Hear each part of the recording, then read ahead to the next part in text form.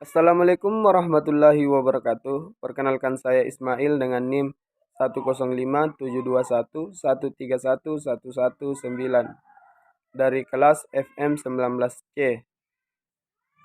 Prodi Manajemen Konsentrasi Keuangan Fakultas Ekonomi dan Bisnis Universitas Muhammadiyah Makassar. Pada kesempatan kali ini, saya akan memaparkan penjelasan saya mengenai jawaban dari pertanyaan berikut. Langsung saja pertanyaannya.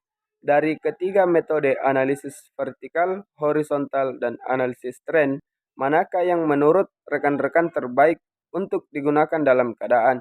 Yang pertama sebagai calon investor yang akan mencari perusahaan.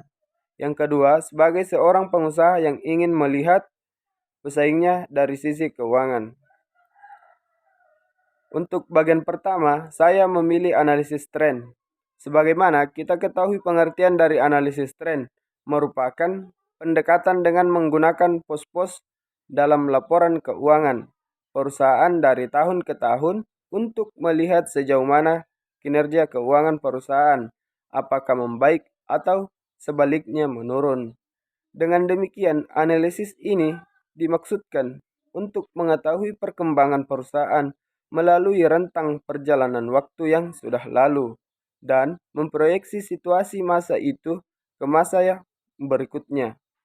Jadi, untuk para calon investor ini sangat berguna karena analisis ini sangat bermanfaat untuk menilai situasi tren perusahaan yang telah lalu serta memprediksi tren perusahaan di masa yang akan datang berdasarkan garis tren yang sudah terjadi itu. Analisis ini juga dapat digunakan para analisis untuk melihat kecenderungan ataupun perkembangan perusahaan selama periode tertentu yang sudah berlaku maupun yang akan datang. Jadi, calon investor bisa mengetahui apakah berinvestasi di sini kedepannya akan mendapat keuntungan atau tidak. Untuk bagian kedua, saya memilih analisis horizontal karena jika kita ketahui pengertian dari metode analisis keuangan horizontal adalah metode analisis dengan membandingkan pos-pos laporan keuangan yang sama pada periode yang berbeda.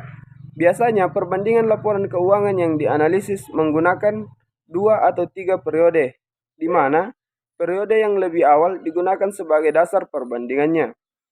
Analisis ini digunakan dengan melihat persentase penurunan dan kenaikan pos-pos laporan keuangan dari periode yang dibandingkan.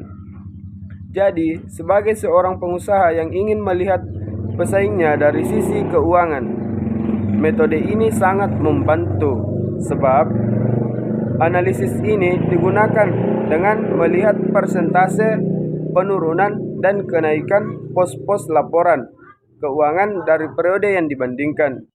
Jadi, kita bisa mengetahui apakah kondisi persentase keuangan kita naik atau turun dan bisa mengetahui keadaan keuangan kita dan pesaingnya.